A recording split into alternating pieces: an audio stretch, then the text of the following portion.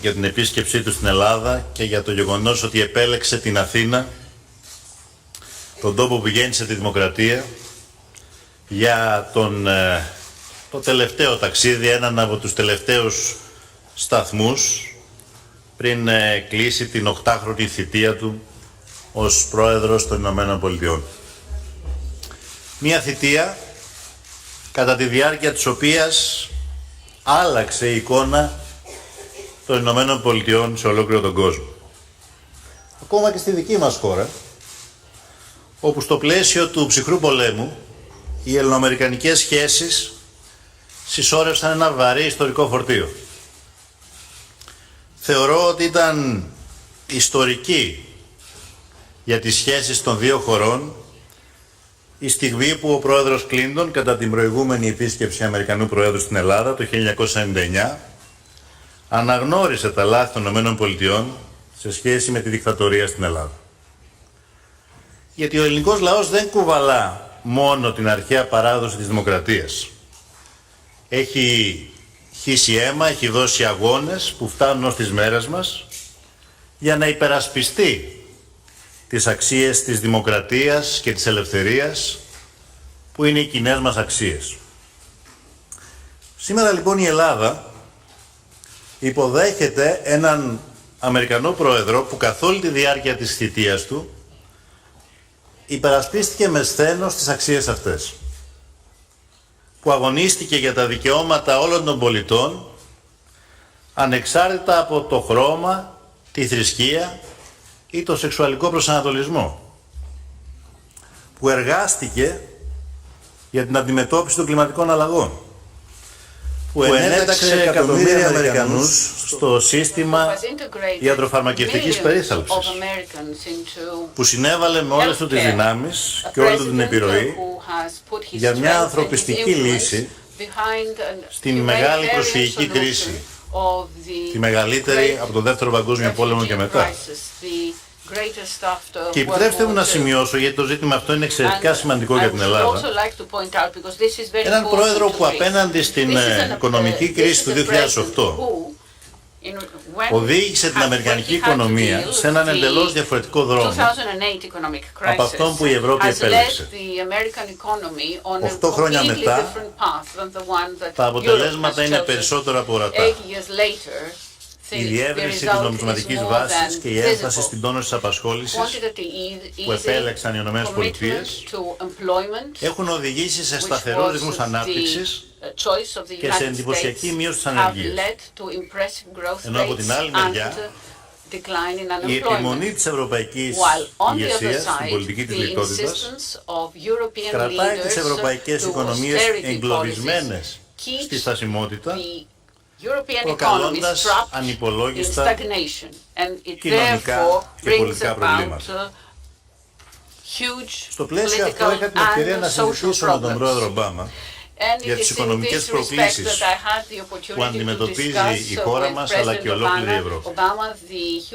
Προκλήσεις που αν δεν αντιμετωπιστούν με συλλογικό, αποφασιστικό και αποτελεσματικό τρόπο, υπάρχει ο κίνδυνος να μας οδηγήσουν στην πολιτική και κοινωνική οπισθοδρόμηση. Συμφωνήσαμε λοιπόν ότι το να αποκτήσουν ξανά οι σύγχρονες κοινωνίες ελπίδα και προοπτική είναι η μόνη απάντηση απέναντι σε ένα ανερχόμενο ρεύμα σκεπτικισμού και εθνικής περιχαράκωσης που απειλεί τις σύγχρονες δημοκρατίες. Επιχειρώντας να αποφύγει ιστορικά λάθη του παρελθόντος, η διεθνής κοινότητα είδε καθαρά αυτό το ζήτημα. Όταν το 1953, με τη βοήθεια και τη στήριξη τότε των ΗΠΑ, ρύθμισε το χρέος της ηττημένης μεταπολεμικά Γερμανίας, συνδέοντάς το με ρήθρα ανάπτυξης. Σήμερα, η ισχυρή πια Γερμανία, ως η οικονομική ατμομηχανή της Ευρώπης, οφείλει να ενεργήσει με τον ίδιο τρόπο σκέψης. Η Ελλάδα και ο ελληνικός λαός βρέθηκαν τα τελευταία χρόνια αντιμέτωποι με τις πιο σκληρές συνέπειες της παγκόσμιας και ευρωπαϊκής οικονομικής κρίσης.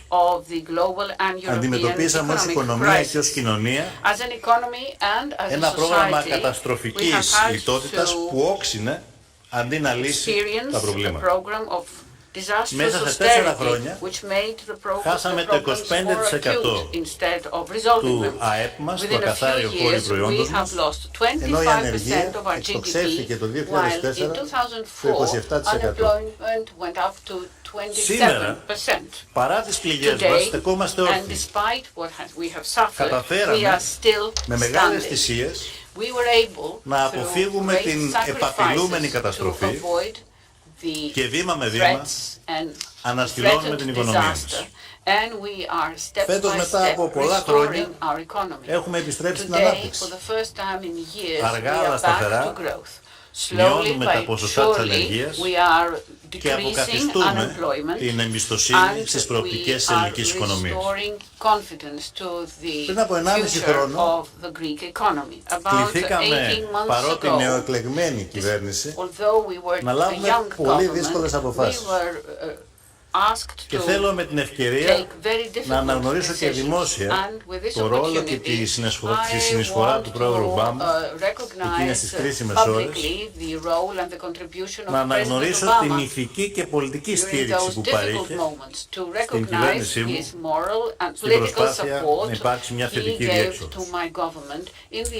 Πήραμε δύσκολες αποφάσεις, όχι μόνο για να διατηρήσουμε τη χώρα στον πυρήνα της Ευρωζώνης, αλλά και για να διασφαλίσουμε την ενότητα της Ευρωπαϊκής Ένωσης. Και πιστεύω ότι πήραμε τις ιστορικά ορθές αποφάσεις. Έκτοτε προχωρήσαμε σε δύσκολες διαρθρωτικές μεταρρυθμίσεις στο ασφαλιστικό, το φορολογικό, τη δημόσια διοίκηση, αλλά προωθήσαμε και μέτρα για την αντιμετώπιση της διαφθοράς και τη δημιουργία ενός θετικού κλίματος για την προσέλκυση επενδύσεων. Θα συνεχίσουμε με αποφασιστικότητα να προωθούμε μεταρρυθμίσεις που ευνοούν την ανάπτυξη, ενώ ταυτόχρονα θα συνεχίσουμε να διαπραγματευόμαστε σκληρά ενάντια σε μεταρρυθμίσεις που την υπονομεύουν. Αυτό όμως που μας ενδιαφέρει περισσότερο από οτιδήποτε άλλο είναι να γίνουν τα αποτελέσματα ορατά στην κοινωνία και να ελαφρύνουν το βάρος που επί τόσα χρόνια σηκώνουν τα αδύναμα κοινωνικά στρώματα, ιδίως οι νεότεροι παραγωγική γενιά. Διότι η ελληνική οικονομία αλλά και η κοινωνία μας μετά από 7 ολόκληρα χρόνια δεν αντέχουν άλλη λιτότητα. Η ουσιαστική απομείωση του ελληνικού δημόσιου χρέους, ο επανακαθορισμός των συμφωνηθέντων πλεονασμάτων για την περίοδο μετά τη λήξη του προγράμματος και η ένταξη και της Ελλάδας στο πρόγραμμα ποσοτικής χαλάρωσης της Ευρωπαϊκής Κεντρικής Τράπεζας είναι όλα όσα δικαιούται η Ελλάδα από την ίδια τη συμφωνία της με τους εταίρους και ο χρόνος για να εκπληρωθούν είναι τώρα. Υπό αυτή την έννοια θεωρώ όχι μόνο ιστορικά συμβολική, αλλά και καθόλου ουσιαστική την παρουσία του Μπαράκ Ομπάμα στην Αθήνα, αλλά και στο Βερολίνο μεθαύριο, αυτή την πολύ κρίσιμη στιγμή, την κρίσιμη χρονική στιγμή, όπου αναμένονται αποφάσεις που δεν αφορούν μόνο την Ελλάδα, αφορούν ολόκληρη την Ευρώπη και κατ' επέκταση την παγκόσμια οικονομία στο σύνολό της. Η συνεργασία και η αλληλεγγύη είναι αναγκαία προϋπόθεση για να υπάρξουν εκείνες οι λύσεις που θα σταθεροποιήσουν ξανά το ευρωπαϊκό οικοδόμημα και θα το επαναφέρουν στις ράγες της πρόοδου. Στο πλαίσιο αυτό, σήμερα συζητήσαμε με τον πρόεδρο Ομπάμα μια σειρά από κρίσιμα θέματα. Συζητήσαμε για την ενίσχυση της διμερούς οικονομικής και επιχειρηματικής μας συνεργασίας. Ιδιαίτερα δε τις σημαντικές προοπτικές που ανοίγονται για επενδύσεις στην Ελλάδα σε μια σειρά από τομείς όπως η ενέργεια, ο τουρισμός, ο αγροτοδιατροφικός τομέας, η έρευνα και η τεχνολογία. Συζητήσαμε για τις προοπτικές που ανοίγονται, ώστε η Ελλάδα με τη σημαντική ναυτιλιακή της δύναμη να καταστεί για μετακομιστικό κέντρο εμπορίου, μεταφορών και ενέργειας που θα ενώνει την Ευρώπη με την Ασία και τη Βόρεια Αφρική. Συνομιλήσαμε για τα σημαντικά έργα που βρίσκονται σε εξέλιξη και αναβαθμίζουν το ρόλο της Ελλάδας στον ενεργειακό τομέα, όπως η αγωγή αερίου, TAP και IGD, η αναβάθμιση του τερματικού σταθμού υγροποιημένου φυσικού αερίου LNG στη Ρεβιθούσα, η σχεδιαζόμενη πλωτή μονάδα αποθήκευσης και επαναεροποίησης υγροποιημένου φυσικού αερίου στην Αλεξανδρούπολη. Και για τις προοπτικές επίσης που έχει η διάνοιξη νέων δρόμων φυσικού αερίου στην Ανατολική Μεσόγειο, με ιδιαίτερη σημασία για την ειρήνη και τη σταθερότητα στην περιοχή. Παράλληλα μιλήσαμε για το εξαιρετικά σημαντικό ελληνικό ανθρώπινο δυναμικό και ιδιαίτερα τους νέους επιστήμονες και επιχειρηματίες. Τονίσαμε τις σημαντικές δυνατότητες που ανοίγονται για τη συνεργασία της αμερικανικής επιχειρηματικής κοινότητας και της ελληνοαμερικανικής κοινότητας στους τομείς της καινοτομίας, της ανάπτυξης νεοφυών επιχειρήσεων στην Ελλάδα. Και φυσικά συζητήσαμε για τις τρέχουσες περιφερειακές εξελίξεις, τις μεγάλες προκλήσεις, τους τομείς της ασφάλειας, του μεταναστευτικού, για την ανάγκη ενίσχυσης της συνεργασίας μας επί αυτών των ζητημάτων. Συζητήσαμε για τον κρίσιμο ρόλο που διαδραματίζει η Ελλάδα ως πυλώνας ειρήνης και ασφάλειας σε μια περιοχή όπου η αποσταθεροποίηση εντείνεται.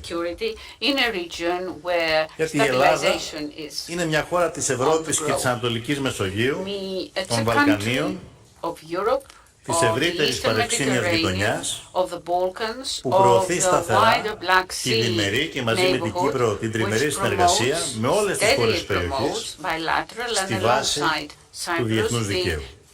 Μια χώρα που αξιοποιεί το ρόλο της ως ενεργό μέλος της Ευρωπαϊκής Ένωσης και του ΝΑΤΟ για την προώθηση της ειρήνης, της σταθερότητας και της ασφάλειας στην περιοχή και που εντείνει σταθερά το ρόλο αυτό και για την ενίσχυση της συνοριακής ασφάλειας και της συνεργασίας ενάντια στην απειλή της τρομοκρατίας.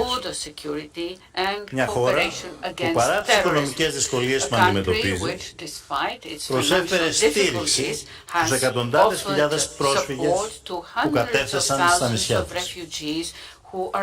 Μια χώρα που παρά το κλείσιμο του Βαλκανικού διαδρόμου με μονομερείς ενέργειες, παρά τις πιέσεις που δέχθηκε να παραβιάσει τις κοινές μας αρχές και παρά την περιορισμένη στήριξη από πολλές ευρωπαϊκές χώρες, επιμένει ότι ο μόνος δρόμος για την αντιμετώπιση του προσφυγικού ζητήματος είναι ο σεβασμός του διεθνούς δικαίου, η συνεργασία με τις χώρες διέλευσης και καταγωγής, αλλά και η αντιμετώπιση των γενεσιουργών αιτιών της μετανάστευσης.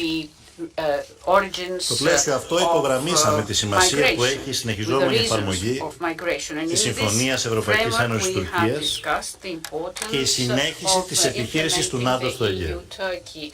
Και τονίσαμε την ανάγκη να γίνει ό,τι είναι δυνατόν προκειμένου να εξασφαλιστεί η ειρήνη και η σταθερότητα στη Συρία, το Ιράκ και τη Λιβύη, με άμεσο τερματισμό των εχθροπραξιών κατά αμάχων και αποτελεσματική αντιμετώπιση των τρομοκρατικών δυνάμεων.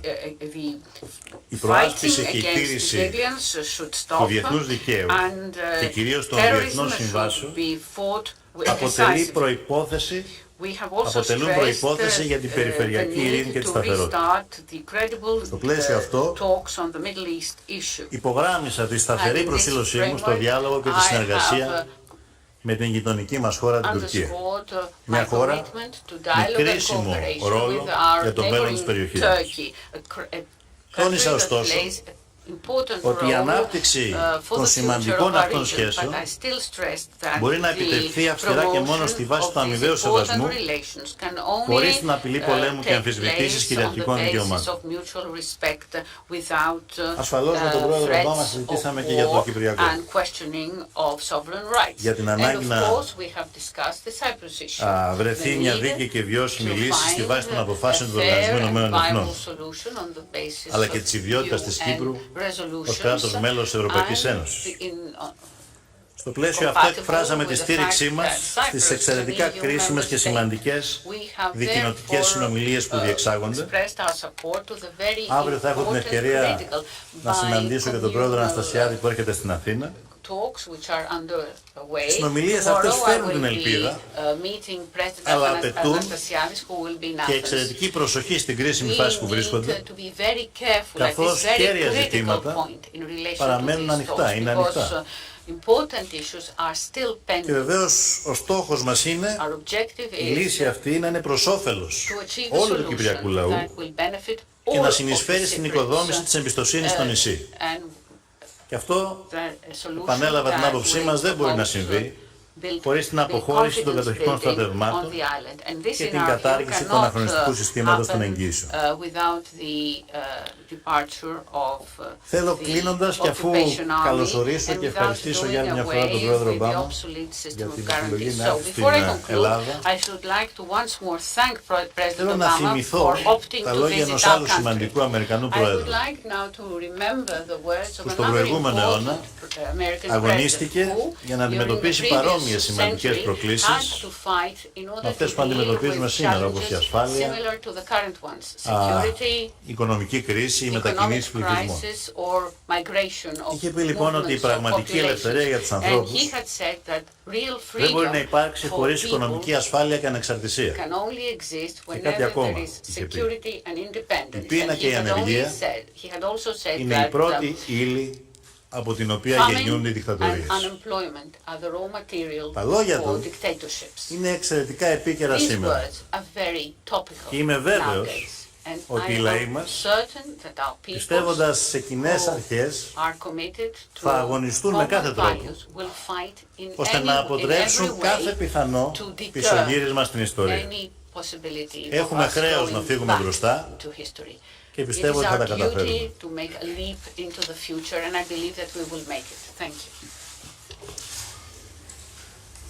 Καλησπέρα.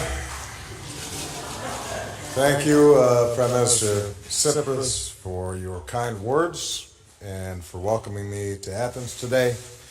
I've always wanted to come to Greece, and I'm delighted to be able to make this part of my last trip overseas as President of the United States.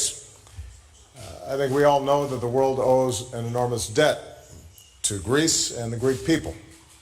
So many of our ideas of democracy, so much of our literature and philosophy and science can be traced back to roots right here in Athens.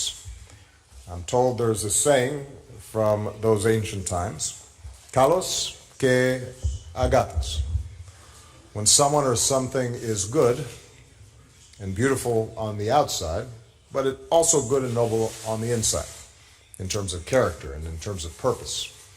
And I think that's a fine description of the friendship that exists between the Greek people and the American people. And the ideas of ancient Greece helped inspire America's founding fathers as they reached for democracy. Our revolutionary ideas helped inspire Greeks as they sought their own freedom, and Americans came here to help fight for Greek independence. At the dawn of the Cold War, when President Truman committed the United States to the defense of Greece, he said, "I believe that we must assist free peoples to work out their own destinies in their own way." To this day, the United States is profoundly grateful for our friendship and alliance with Greece, and I'm personally very grateful to my many friends in the Greek American community, sons and daughters of Ellinis, who have found success in every walk of American life. And Alexis, I want to thank you for your commitment to our alliance and for the good work that we did today.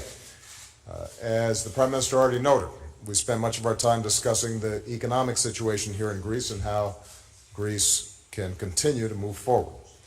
I know this has been a painful and difficult time, especially for Greek workers and families, pensioners, and young people. This crisis is not an abstraction, but has had a very concrete and devastating impact on the lives and livelihoods of millions of people across this country. In our meeting, Alexis outlined next steps, including reforms to make Greece more attractive to investment and to prevent the kind of imbalances that led to the debt crisis in the first place. In other words, Greece, under his leadership, continues to do the hard work necessary to recover. At the same time, I've been clear from the beginning of this crisis that in order to make reforms sustainable, the Greek economy needs the space to return to growth and start creating jobs again. We cannot simply look to austerity as a strategy, and it is incredibly important that the Greek people see improvements in their daily lives so that they can carry with them the hope that their lives will get better. And in this context, as Greece continues reform, the IMF has said that debt relief is crucial. I will continue to urge creditors to take the steps needed to put Greece on a path towards a durable economic recovery, because it's in all of our interests that Greece succeeds. We all want the Greek people to prosper, to be able to provide a good life for their families and their children. That would be good for Greece, that would be good for the European Union, good for the United States, and ultimately good for the world. Beyond economic issues, we discussed the pressing security challenges that we face as NATO allies.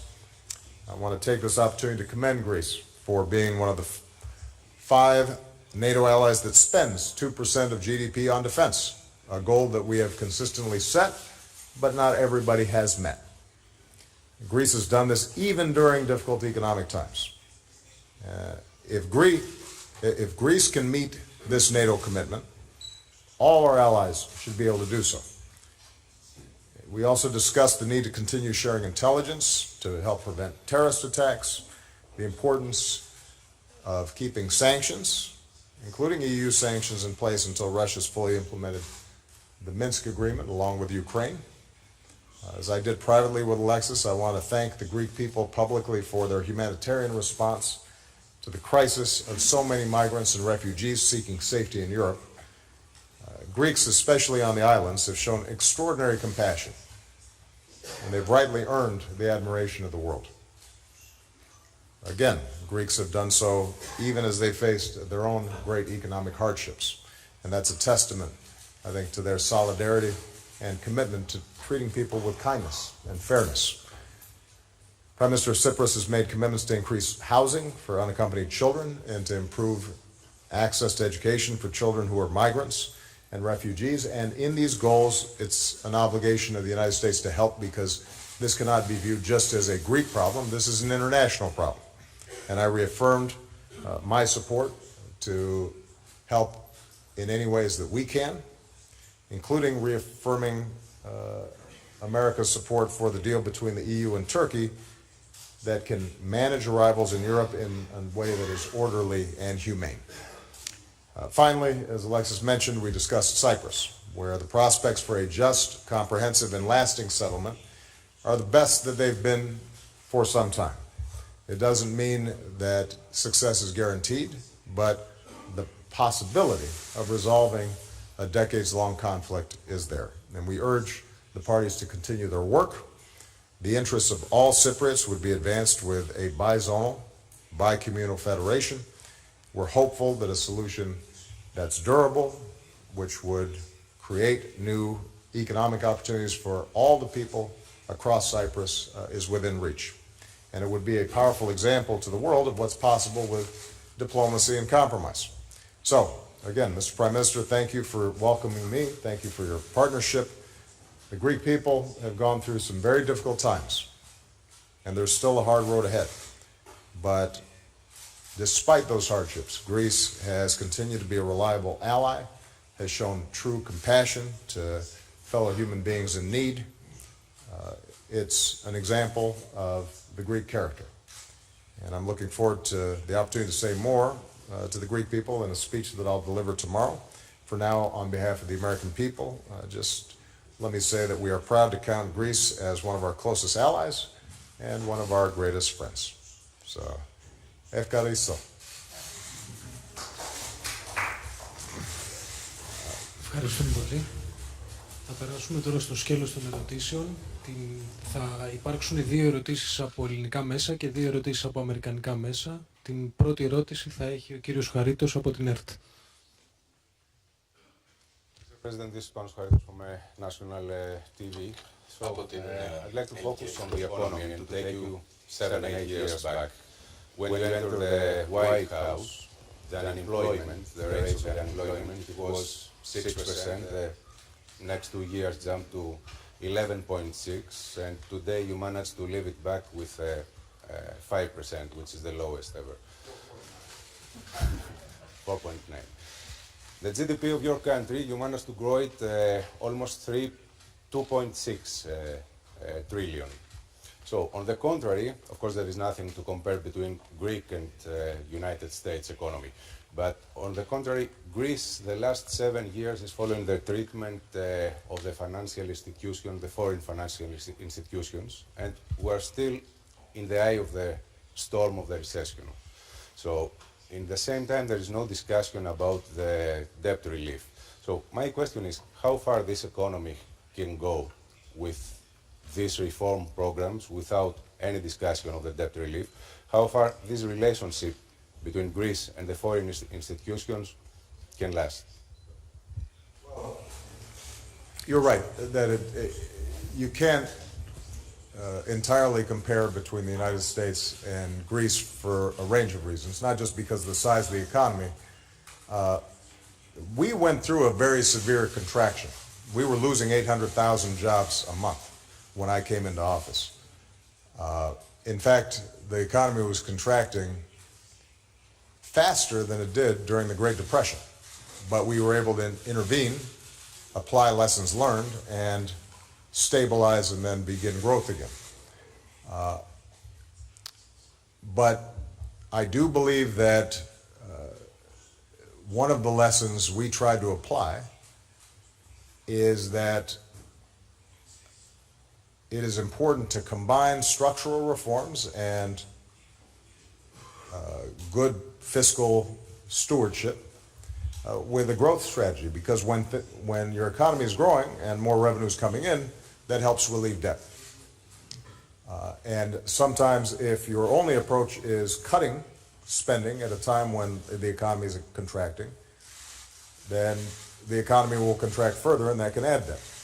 Now, the advantage we had is that the dollar is the reserve currency of the world. Even in the midst of crisis, people were still buying U.S. Treasury bills. We were not part of a broader arrangement like the Eurozone. So it gave us some additional flexibility. But the key lesson that we've drawn from our experience, and it's true that we recovered faster and better, frankly, than most of Europe, is that particularly when the economy is still struggling, putting people back to work, finding ways to spur economic activity, ultimately can help to reduce the structural deficits and debts that countries experience. I think the path that Greece is currently on is the right one. You've engaged in some very difficult structural reforms. And I think the Greek people, although it is difficult and challenging, and the politics of it I know are not good, should appreciate the fact that in this global economy, the Greek economy was going to have to go through some structural reforms. We all do, all the time. The United States has to go through structural reforms in terms of improving our education system, or revamping our infrastructure, or looking at some regulations that weren't properly controlling excesses on Wall Street. So we initiated, or healthcare reform, we had to initiate a whole range of structural reforms.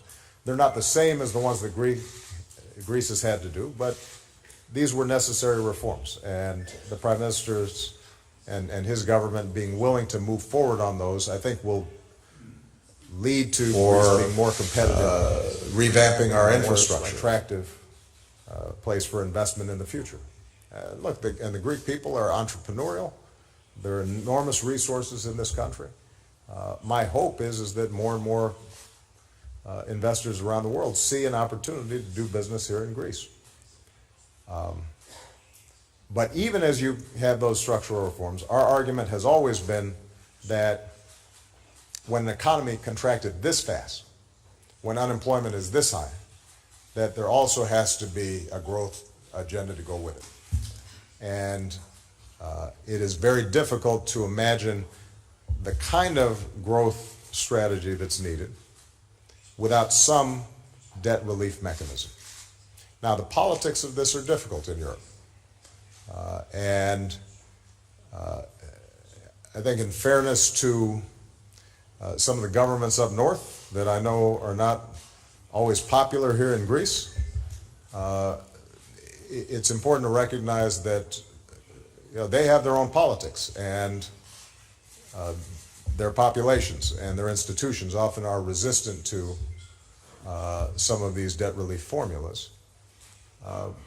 But I think that having seen Greece begin many of these difficult steps towards structural reform, having shown a commitment to change, with the Greek people having endured some significant hardships for many years now, there should be an opportunity, I think, for both sides to recognize that if we can come up with a durable solution as opposed to each year or every 6 months having a new negotiation, that could potentially be good for everyone.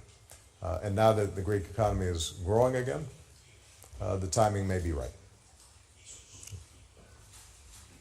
The first question from the White House reporter will come from Jerome AFP. Jerome. Thank you, Mr. President. Yeah.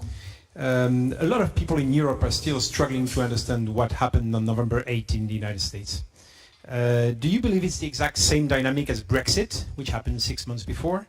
And does it have to do with leaders struggling to read the mood of their country? Do you have the feeling that while in power, you underestimated anger or resentment or fear in America? And to you, Prime Minister Tsipras, President Obama has repeatedly said, including today, that Greece should get substantial debt relief. From your conversation with him today, are you hopeful that he might convince Chancellor Merkel to make a move in that regard later this week? No two countries are identical. And obviously there's a difference between a referendum on a very complex relationship between Great Britain and the rest of Europe and a presidential election in the United States. Presidential elections always turn on personalities, they turn on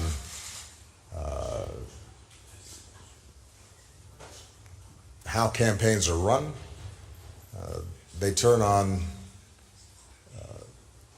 natural desires for change. If you've had an incumbent who's been there for 8 years, there's a temptation to think, well, let's maybe make a change. I think there are a whole range of factors involved. But I do think that there is a common theme that we've seen in a lot of advanced economies and that we've seen around the world, although they manifest themselves in different ways. Globalization, combined with technology, combined with social media and constant information, have disrupted people's lives, sometimes in very concrete ways. A manufacturing plant closes and suddenly an entire town no longer has what was the primary source of employment, but also psychologically. People are less certain of their national identities or their place in the world. It starts looking different and disorienting. And there is no doubt that that has produced populist movements, both from the left and the right, in many countries in Europe.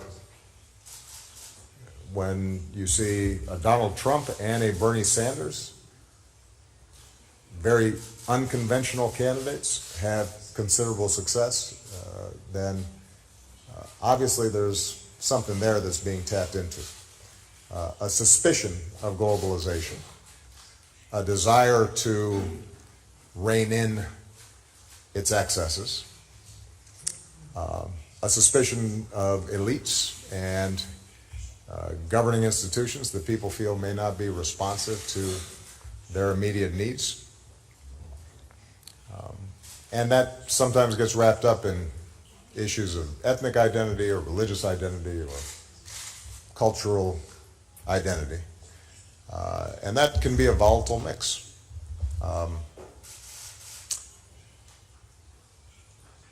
It's important to recognize, though, that those trends have always been there. And it's the job, I think, of leaders to try to address people's real, legitimate concerns and channel them in the most constructive ways possible. Did I recognize that there was anger or frustration in the American population? Of course I did. First of all, we had to fight back from the worst recession since the Great Depression, and I can guarantee you if your housing values have crashed and you've lost most of your pension and you've lost your job, you're going to be pretty angry.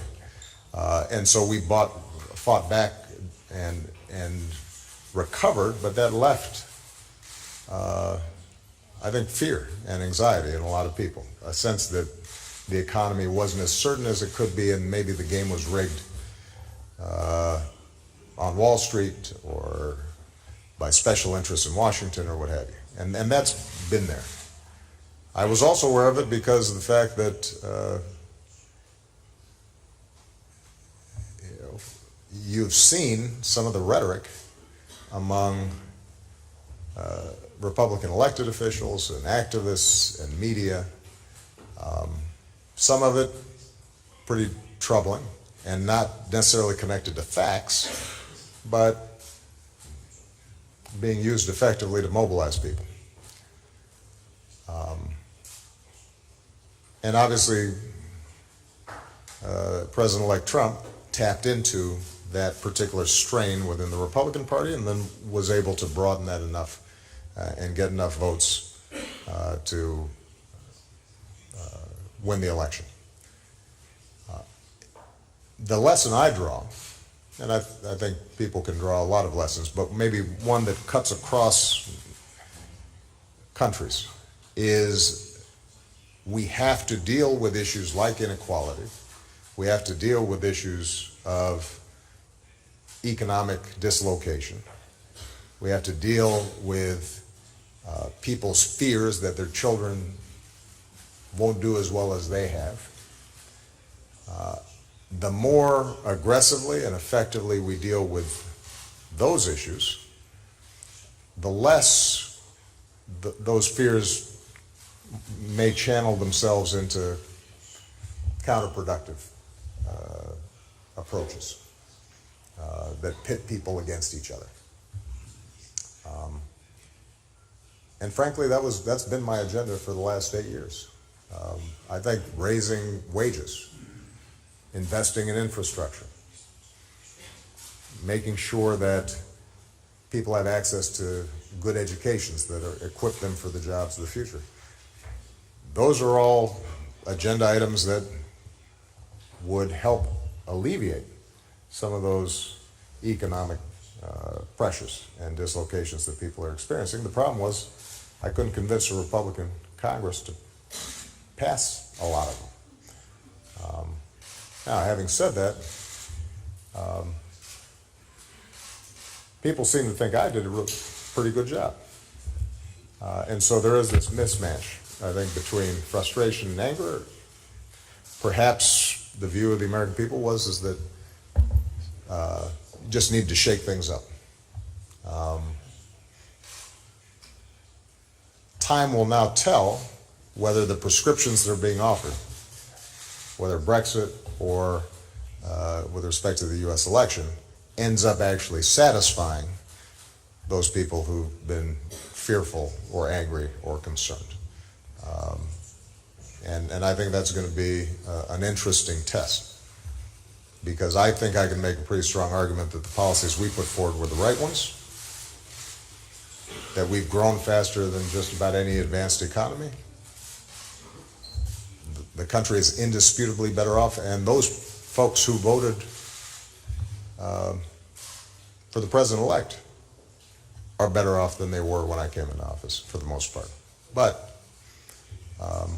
we'll see whether those facts affect people's calculations in the next election.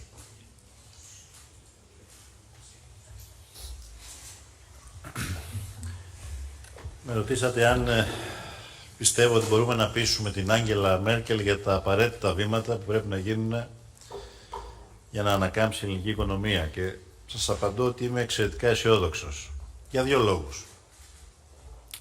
Ο πρώτος λόγος είναι ότι η Άγγελα Μέρκελ είναι μια Γερμανίδα πολιτικός, και οι Γερμανοί πολλές φορές επίμονα, ίσως και εκνευριστικά κάποιες φορές, επιμένουν στο ότι οι συμφωνίες πρέπει να τηρούνται.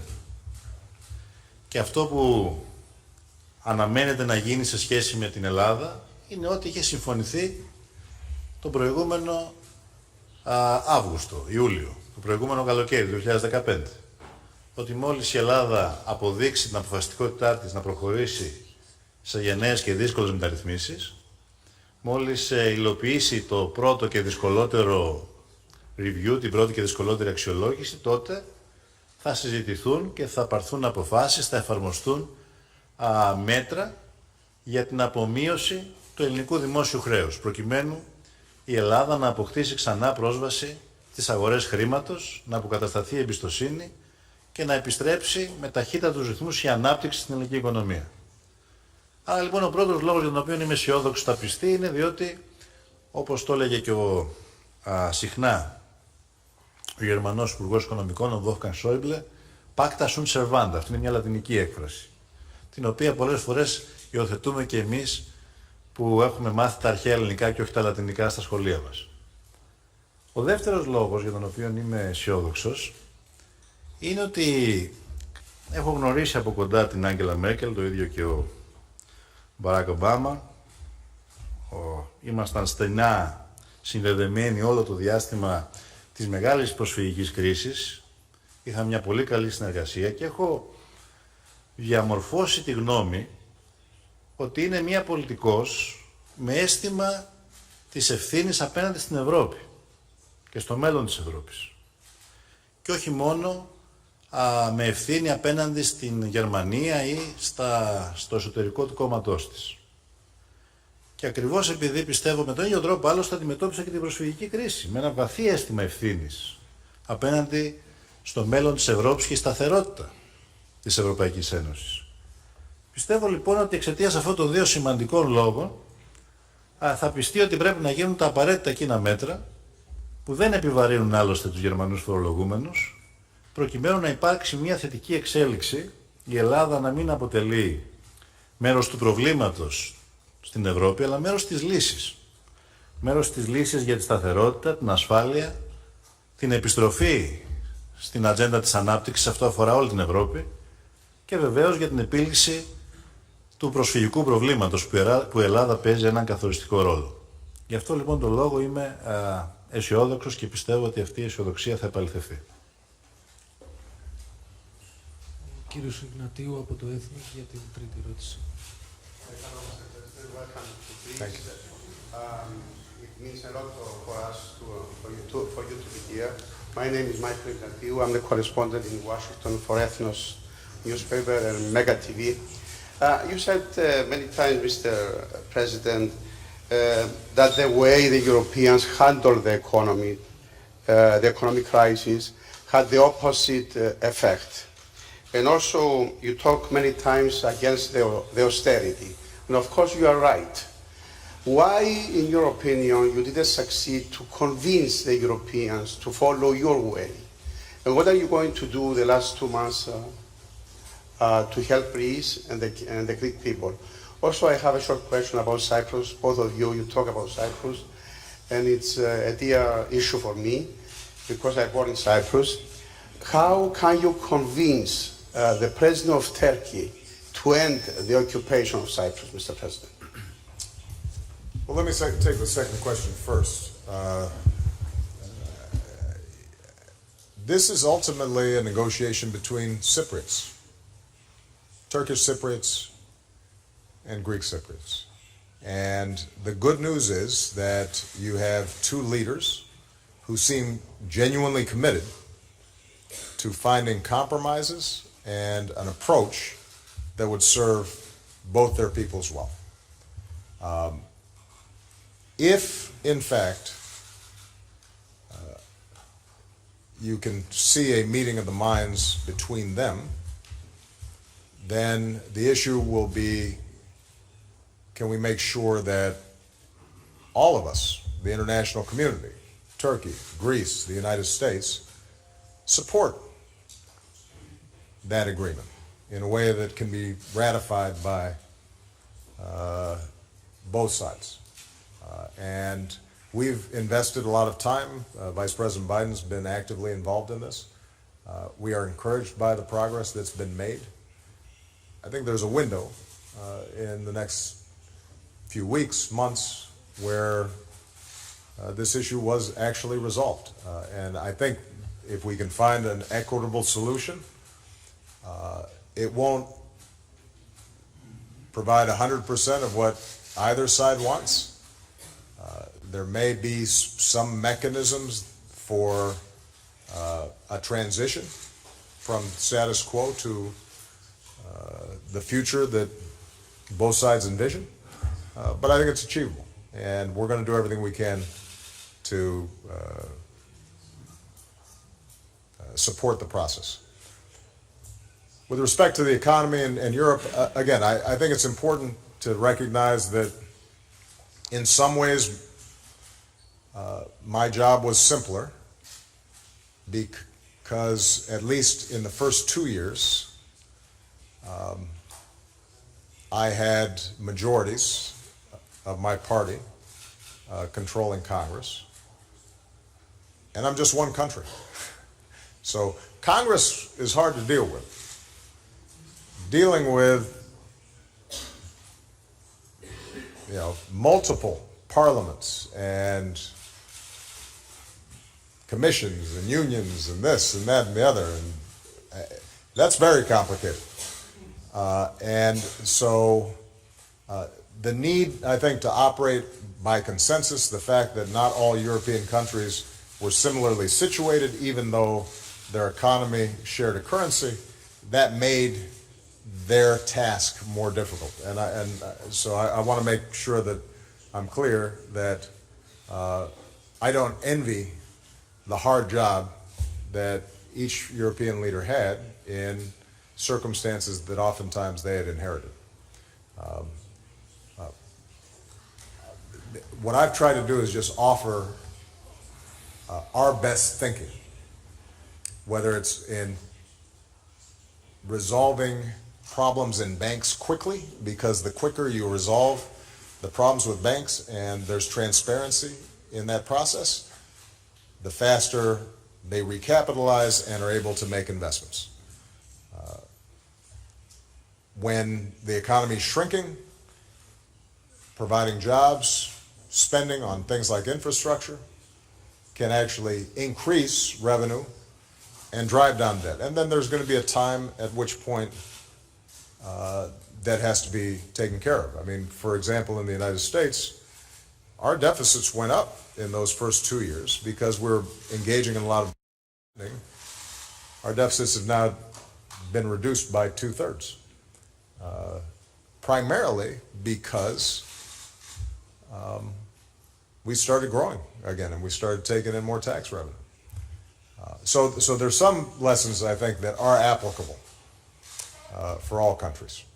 And what we've just tried to do is offer the best advice that we can, understanding that when you're dealing with multiple nations, but a single currency, and then a European Union where some people are in the currency and some people are not in the currency, and a European Parliament and European Council, that's a lot of meetings. Okay.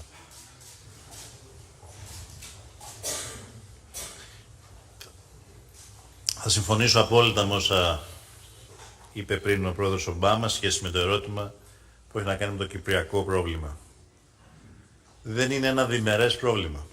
Δεν είναι ένα πρόβλημα ανάμεσα στην Ελλάδα και στην Τουρκία. Είναι ένα διεθνές πρόβλημα. Εδώ και 42 χρόνια, όσο είναι η ηλικία μου, και είναι πρόβλημα παράνομης εισβολής και κατοχής του βόρειου τμήματος της Κύπρου.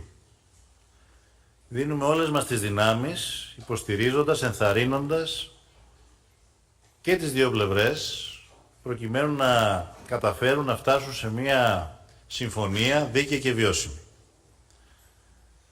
Η πρώτη μου επίσκεψη στην Κύπρο ως Πρωθυπουργός, στην πρώτη μου επίσκεψη ως Πρωθυπουργός, φρόντισα να συναντήσω, εκτός από την ηγεσία της Κυπριακής Δημοκρατίας, και μη κυβερνητικές οργανώσεις, εκπροσώπους της τουρκοκυπριακής κοινότητας, διότι, και νομίζω ήταν η πρώτη φορά που συνέβη αυτό, Έλληνας Πρωθυπουργός να συναντά, διότι εμάς μας ενδιαφέρει ο κυπριακός λαός στο σύνολό του να ζήσει σε μια επανενωμένη Κύπρο, ελεύθερος, σε ένα σύστημα με δημοκρατία, ελευθερία, και η Κύπρος η επανενωμένη να είναι μέλος της Ευρωπαϊκής Ένωσης.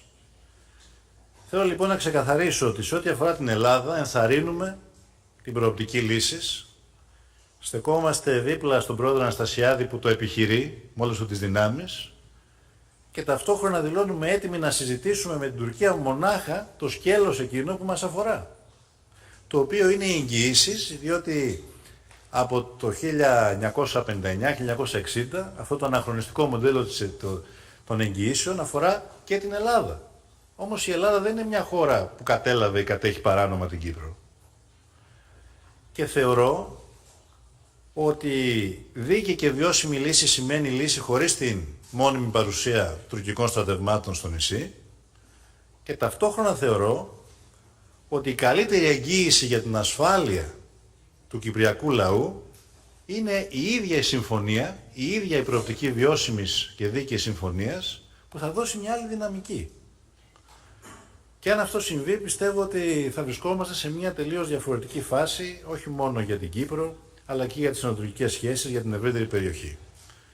Με αυτές τις σκέψεις προχωράμε και πιστεύουμε ότι πράγματι ο πρόεδρος Ερντογάν παίζει ένα σημαντικό ρόλο, αλλά δεν είναι η δική μου η ευθύνη να τον πείσω, κύριε Γνατίου.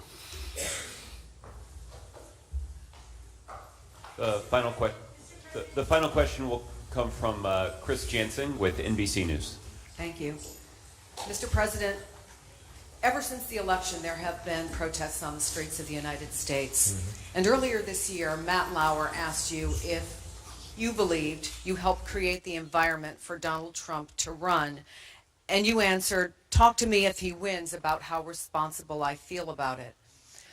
I wonder, do you feel any responsibility for the election of Donald Trump? And in the broader context, when you see his election, when you look at politicians like Theresa May, Marie Le Pen, do you believe that it is either a movement away from or an outright rejection of your worldview?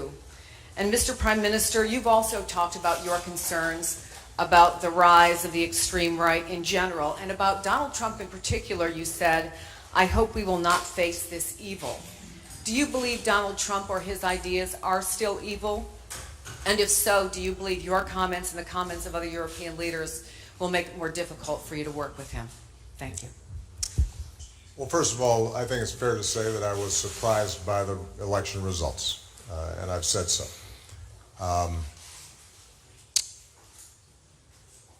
I still don't feel responsible for what the president-elect says or does, but I do feel a responsibility as President of the United States to make sure that I facilitate a good transition, and I present to him, as well as the American people, my best thinking, my best ideas about how you move the country forward. To speak out with respect to areas where I think the Republican Party is wrong, but to pledge to work with them on those things that I think will advance the causes of security and prosperity and justice and inclusiveness in America. I think it's important not to start drawing parallels, for example, between Theresa May, a fairly traditional conservative politician who's now prime minister, and Le Pen in France. Those aren't the same. And the situation in each country is different.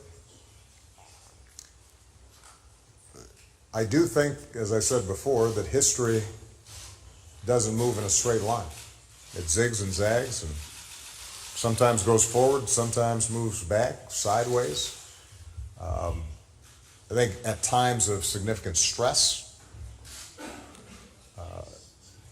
people are going to be looking for something, and they don't always know exactly what it is that they're looking for, and they may opt for change, even if they're not entirely confident what that change will bring. As you know, throughout my presidency, I'm sure as a matter of convenience, I generally haven't paid a lot of attention to the polls. But since your question is directly related to the notion of a rejection of my worldview, last I checked,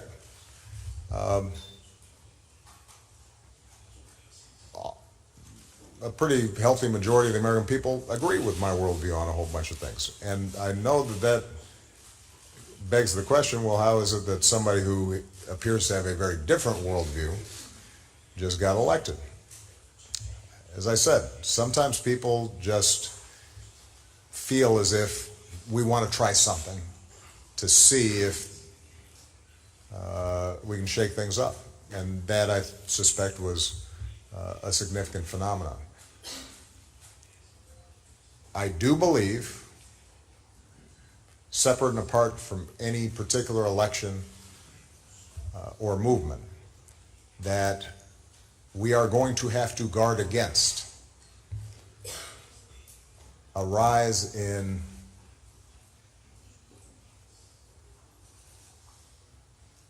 a crude sort of nationalism or ethnic identity or tribalism that is built around an us and a them. And I will never apologize for saying that the future of humanity and the future of the world is going to be defined by what we have in common, as opposed to those things that separate us and ultimately lead us into conflict. Take Europe. We know what happens when Europeans start dividing themselves up and emphasizing their differences and seeing a competition between various countries in a zero-sum way. You know, the 20th century was a bloodbath. And for all the frustrations and failures of the project to unify Europe. The last 5 decades have been periods of unprecedented peace, growth, and prosperity in Europe. In the United States, we know what happens when we start dividing ourselves along lines of race or religion or ethnicity. It's dangerous. Not just for the minority groups that are subjected to that kind of discrimination or, in some cases in the past, violence, but because we then don't realize our potential as a country when we're preventing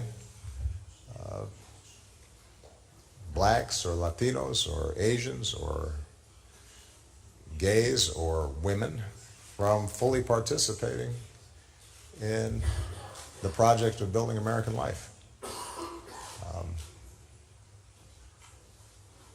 So my vision's right on that issue.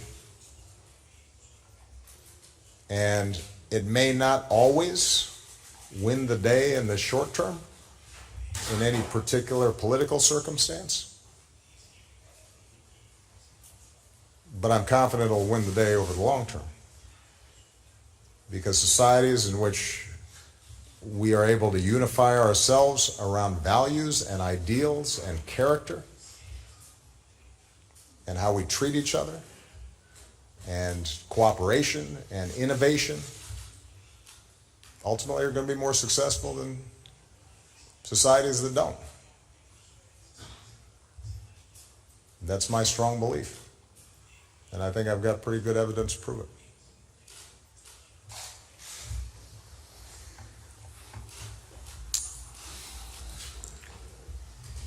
Για να σας είμαι ειλικρινής,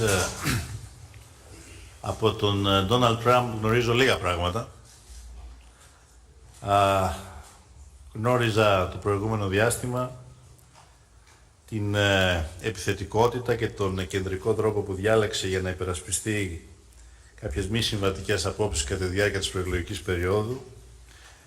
Κάποιοι μου είχαν πει ότι έπρεπε να είχα διαβάσει το βιβλίο του πριν πάω να διαπραγματευτώ στις Βρυξέλλες, το Art of the Deal. Δεν το έκανα, αλλά νομίζω ότι δεν έκρινα αυτό το αποτέλεσμα. Ωστόσο, πρέπει να σας επισημάνω ότι είναι άλλο πράγμα τι ξέραμε για τον Ντόναλντ Τραμπ κατά τη διάρκεια που διεκδικούσε το χρήσμα στους Ρεπουμπλικανούς, άλλο πράγμα κατά τη διάρκεια της προεκλογικής περίοδου και άλλο πράγμα αυτό που περιμένουμε να δούμε τώρα ως εκλεγμένος νεοεκλεγής πρόεδρος και φυσικά ακόμα περισσότερο ως ασκών τα καθήκοντα της διακυβέρνησης μιας χώρας που παίζει καθοριστικό ρόλο στην παγκόσμια σφαίρα. Γι' αυτό λοιπόν και εγώ δεν έσπευσα, σε αντίθεση με κάποιους ομολόγους μου στην Ευρώπη, να επαναλάβω στοιχεία της κριτικής που προεκλογικά πολλοί ασκήσαμε απέναντι στον Ντόναλντ Τραμπ. Και πιστεύω ότι ακόμα και αν κάποιος ήθελε να αλλάξει άρδιν την πολιτική, την εξωτερική πολιτική για μια χώρα που στις ΗΠΑ είναι εξαιρετικά δύσκολο, από την άλλη πλευρά, ακόμα και αν κάποιοι στην Ευρώπη φοβόμαστε ότι αυτό μπορεί να συμβεί, αυτό που έχουμε να κάνουμε τώρα είναι να ορθώνουμε γέφυρες και όχι τύχη. Διότι είμαστε λαοί που πορευόμαστε με κοινές αξίες και που έχουμε πολλά να κερδίσουμε από την συνεργασία, την προώθηση αυτής της συνεργασίας για να αντιμετωπίσουμε μεγάλες παγκόσμιες προκλήσεις. Πιστεύω λοιπόν ότι το επόμενο διάστημα δεν θα αλλάξουν πολλά πράγματα στη σχέση της Ευρωπαϊκής Ένωσης και της Ελλάδας με τις ΗΠΑ. Γιατί αυτές είναι σχέσεις οι οποίες έχουν σφυριλατηθεί κάτω από πολύ δύσκολες συνθήκες και έχουν σφυριλατηθεί πάνω στις κοινές αξίες που πρεσβεύουν οι λαοί μας.